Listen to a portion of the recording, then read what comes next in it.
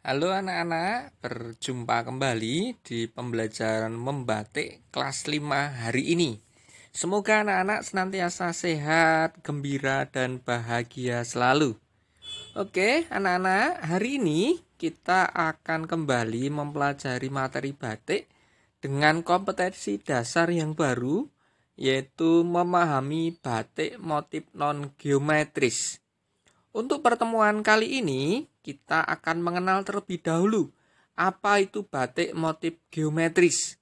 Sebelum nanti kita masuk ke non-geometris, untuk pertemuan kali ini kita akan membahas terlebih dahulu motif geometris supaya anak-anak bisa memahami perbedaan antara motif geometris dan non-geometris. Baik, anak-anak, untuk materi kita yang pertama penggolongan motif batik. Penggolongan motif batik itu pada prinsipnya dibedakan menjadi dua jenis. Jenis yang pertama yaitu motif batik geometris dan batik non-geometris. Jadi ini secara prinsip ya, batik itu digolongkan atau dibedakan menjadi dua, yaitu geometris dan non-geometris. Lalu apa perbedaannya atau pengertiannya antara batik geometris dan non-geometris? Kita lihat, kalau batik geometris itu adalah batik yang motif ornamennya tersusun secara geometris.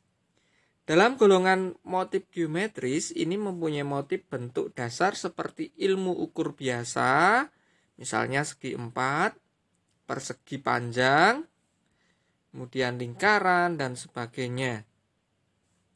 Itu adalah motif batik geometris. Jadi geometris itu tersusun secara rapi, intinya itu ya, terpola secara teratur. Ya, misalnya tadi ada segi 4, ada persegi panjang, ada lingkaran, ada layang-layang, dan bentuk lainnya yang tersusun secara teratur, secara rapi. Itu namanya batik geometris. Sedangkan batik non-geometris merupakan batik yang susunan motifnya tidak teratur menurut bidang geometris. Jadi susunannya tidak teratur. Motif-motif golongan non-geometris tersusun dari ornamen-ornamen tumbuhan, meru, pohon hayat, candi, binatang. Ya, binatang bisa misalnya burung garuda, ular naga dalam bentuk yang tidak teratur. Nah, contohnya seperti ini. Ya, ini tidak teratur, bentuk tumbuhan yang tidak teratur.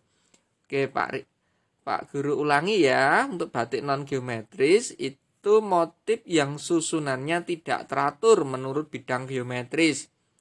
Misalnya ornamen tumbuhan, meru, pohon hayat, candi, binatang, burung, garuda, ular dalam susunan yang tidak teratur. Oke, sudah paham ya sekarang bedanya antara batik geometris dengan non-geometris. Oke, selanjutnya kita akan belajar contoh batik motif geometris. Ya, kita pelajari dulu yang motif geometris. Antara lain ada motif batik swastika.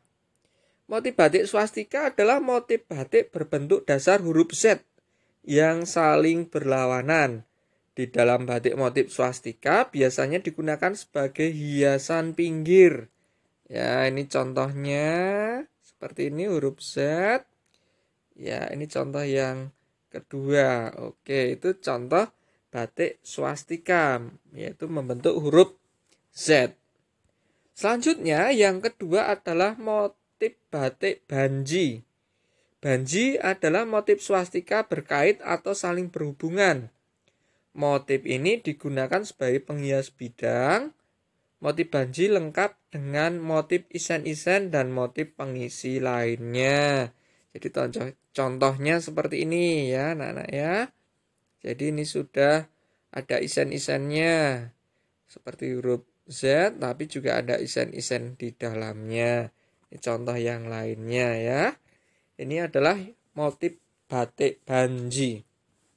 Ya, susunannya geometris ya, jadi terulang secara teratur.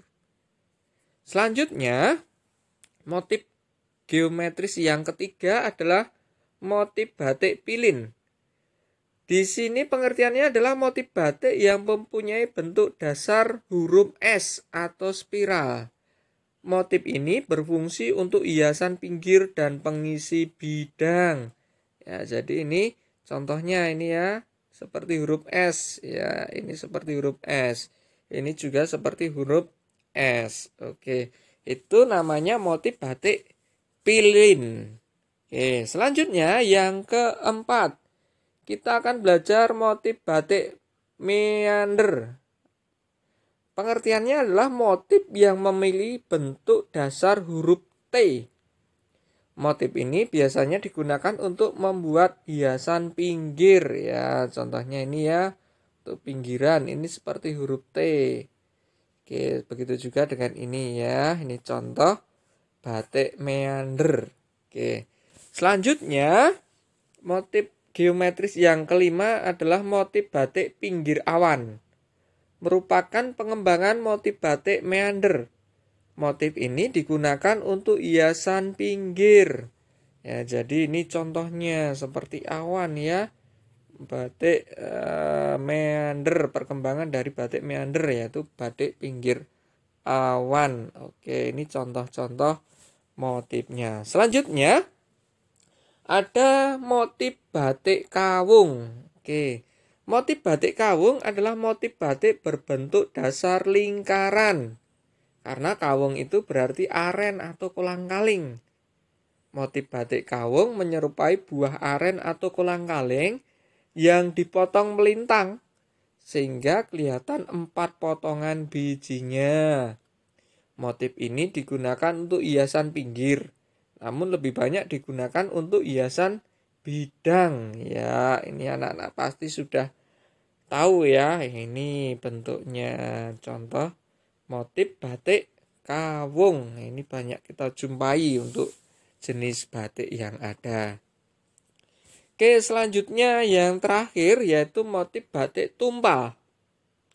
Motif batik tumpal adalah motif batik yang mempunyai bentuk dasar segitiga.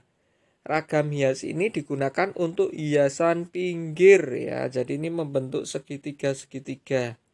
Oke, begitu juga dengan ini. Ya, itu namanya motif batik tumpal. Oke, selanjutnya motif batik ceplokan. Motif batik ceplokan adalah ragam hias yang terdiri atas satu motif dan disusun berulang-ulang. Jadi ini susunannya berulang-ulang. Itu namanya batik ceplokan. Contohnya ini. Ini ceplok kopi pecah. Sedangkan yang ini ceplok srengenge. Srengenge itu matahari ya. Ya, ini tersusun secara berulang-ulang.